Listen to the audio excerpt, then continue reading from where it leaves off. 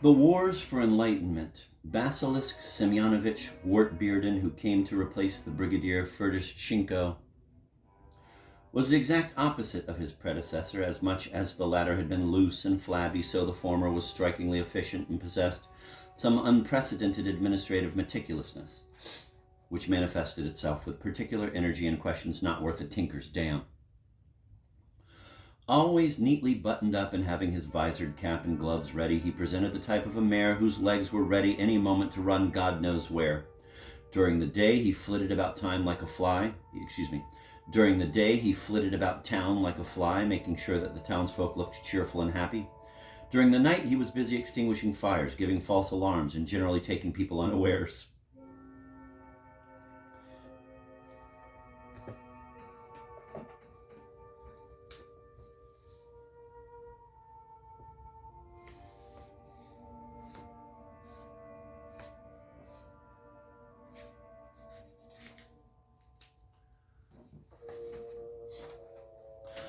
He shouted all the time, and his shouting was extraordinary. Quote, such a quantity of shouting he had in him, end of quote, the chronicler said, quote, that it caused many Foolsburgers to be permanently frightened for themselves and for their children.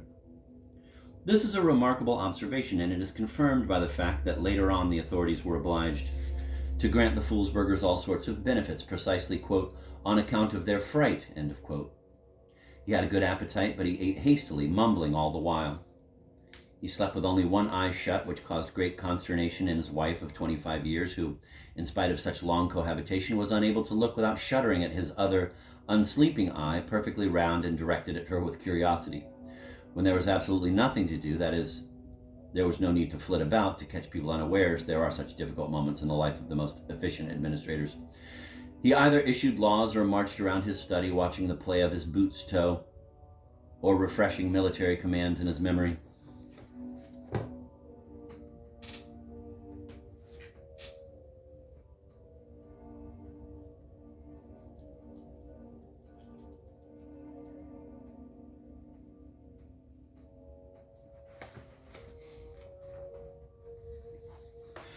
There was yet another particularity in Wartbearden. He was a writer. Already 10 years before his arrival in Foolsburg, he had begun writing a proposal, quote, on the greater expansion of the armies and fleets in all places, so as thereby hopefully to achieve the return of ancient Byzantium under the sway of the Russian state. And to this proposal he added one line every day. This way, a voluminous notebook was formed, which contained 3,652 lines. There were 2 leap years, at which he pointed to visitors, not without some pride, therewith adding, see, my dear sir, how far my plans have extended.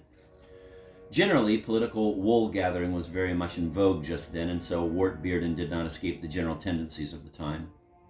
Very often the Foolsburgers saw him sitting on the balcony of the mayor's house, his eyes filled with tears, gazing at the fortresses of Byzantium, bluing in the distance. The pasture lands of Byzantium and Foolsburg were adjacent to such a degree that Byzantine herds almost constantly mixed with the Foolsburgers' herds, causing ceaseless disputes. It seemed as if all that was needed was a call to arms, and Wartbearden waited for this call, waited with passion, with an impatience that bordered almost on indignation. First we'll finish with Byzantium, sirs, he dreamed, and then, sirs, to the Drava, to the Morava, to the distant Sava, and to the quiet blue Danube. Yes, sirs. To tell the whole truth in secret, he even prepared a very strange memorandum addressed to our famous geographer K.I. Arseniev. Quote, I hereby propose to your honor, end of quote, he wrote, quote, that in all future textbooks of geography the city known to you as Byzantium be listed thus. Constantinople, formerly Byzantium, now the provincial capital Ekaterinograd, located on the strait uniting the Black Sea to the sea formerly called Propontis, which city was brought under the sway of the Russian state in the year 17 blank blank, with the unity of treasuries extended to it, which unity consisted in the use of Byzantine currency in the capital city of St. Petersburg.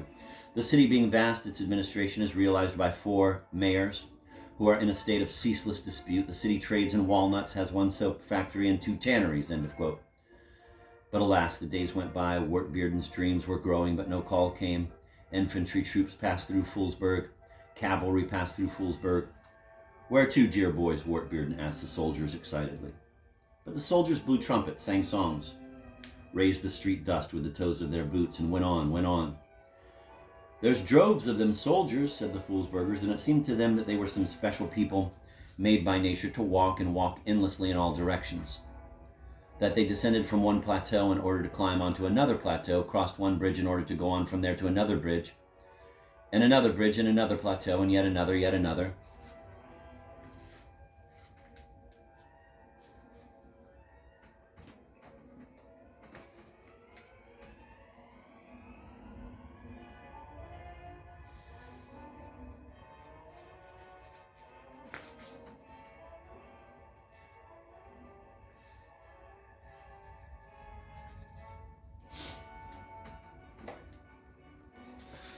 In this extremity, Wertbeerden realized that the time of political undertakings had not yet come, and that he had to limit his tasks only to the so-called essential needs of the land.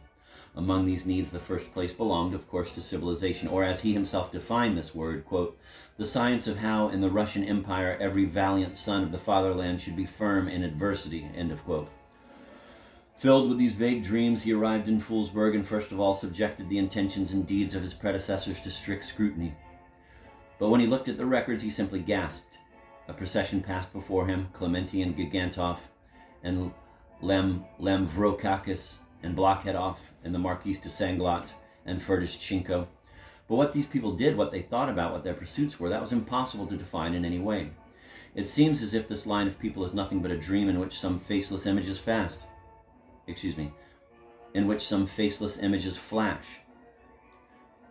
Let me reread that. It seems as if this line of people is nothing but a dream in which some faceless images flash.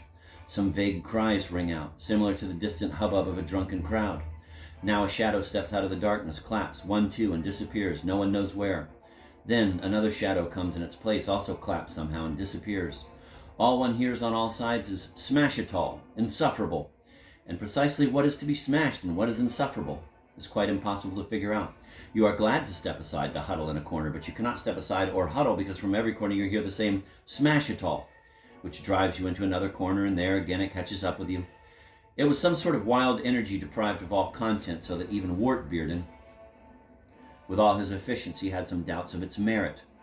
The state councillor Epicurov also stood out favorably from this motley crowd of administrators, showing a fine and perceptive intellect, and generally manifesting himself as the successor of the reforms that marked the beginning of the 18th century in Russia.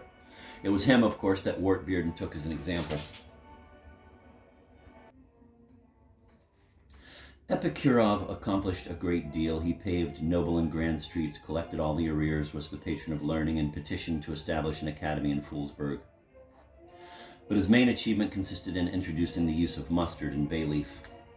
This last enterprise struck Wertbeerden so much that he immediately had the bold thought of doing exactly the same with regard to olive oil. He began to research the measures used by Epicurov to succeed in his undertaking, but since it turned out that the archive records, as usual, had burned up or maybe were deliberately destroyed, he had to make do with oral traditions and stories. There was a lot of noise here, the old-timers told him. There was flogging by soldiers and simple flogging. Many even went to Siberia over the same thing.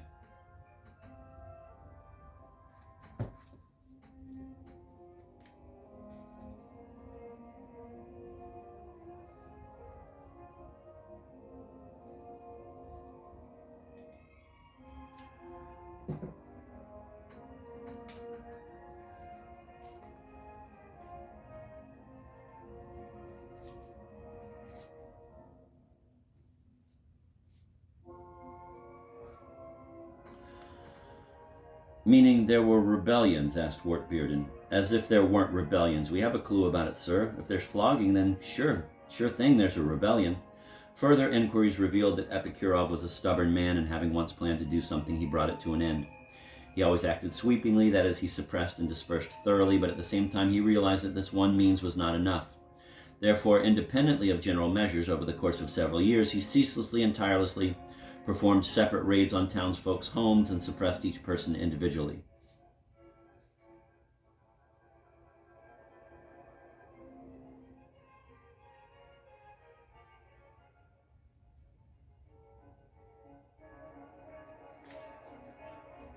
Generally, there is one astonishing fact in the whole history of Foolsburg.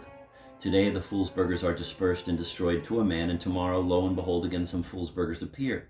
And the so-called old-timers, probably the former young and feisty, as their custom is, speak out at gatherings. How they emerged was a mystery, but Epicurov perceived this mystery perfectly well, and therefore did not spare the birch rods. As a true administrator, he distinguished two sorts of flogging: flogging without investigation and flogging with investigation, and was proud of being the first in the line of mayors to introduce flogging with investigation, whereas all his predecessors flogged any old way, and often even those whom there was no reason to flog. And indeed, acting reasonably and consistently, he obtained the most brilliant results. Throughout his mayorship, the Foolsburgers not only never sat down to eat without mustard, but even cultivated vast mustard plantations to satisfy the demand of the trade. Quote, "And this town flourished like a lily of the field, sending this bitter product to the farthest parts of the Russian Empire and getting in exchange precious metals and furs," end of quote.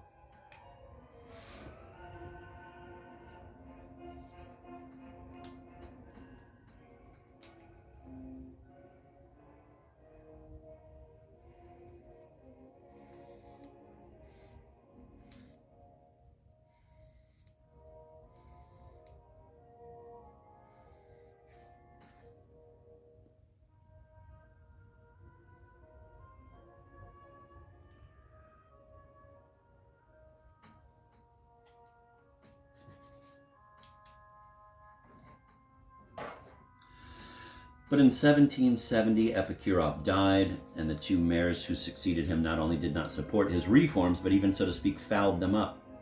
And what is most remarkable, the Foolsburgers turned out to be ungrateful. They did not regret in the least the abolition of authoritative civilization, but even seemed to be glad.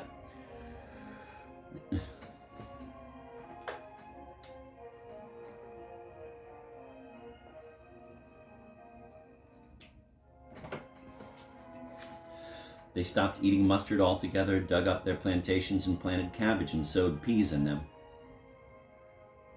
In short, what happened was what always occurs when enlightenment comes too early to people in infancy and immature in a civic sense. Even the chronicler mentions this circumstance not without irony. Quote, "He, Epicurov, spent many years erecting this sophisticated edifice, but he did not understand that he was building on sand," end of quote. But the chronicler, in his turn, obviously also forgets that the whimsicality of human actions consists precisely in this: to build an edifice on sand today, and tomorrow, when it collapses, to start erecting another edifice on the same sand.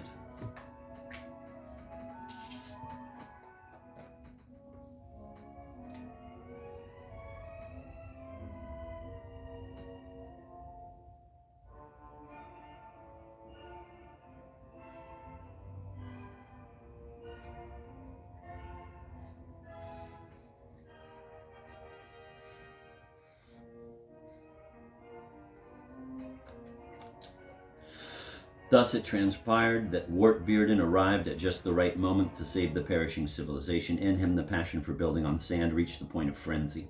He kept thinking day and night about what he could possibly build, so that once built, it would suddenly come crashing down and fill the universe with dust and litter.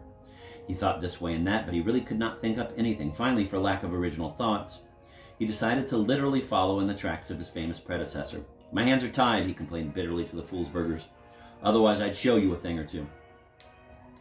He also found out just then that the Foolsburgers in their negligence had completely abandoned the use of mustard, and therefore, to begin with, he confined himself to making this use mandatory, and he added olive oil to it as a punishment for disobedience. At the same time, he resolved in his heart not to lay down weapons as long as there was a single perplexed person left in the town. But the Foolsburgers, too, kept their own counsel. To the energy of action, they, with great resourcefulness, opposed the energy of inaction.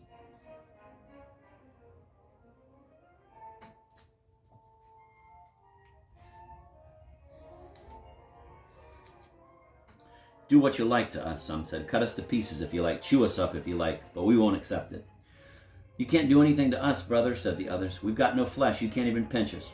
And they went on kneeling all the while. Apparently, when these two energies met, something quite curious always happens. There is no rebellion, but there is no real obedience either. There is something in between, of which we had seen examples under serfdom.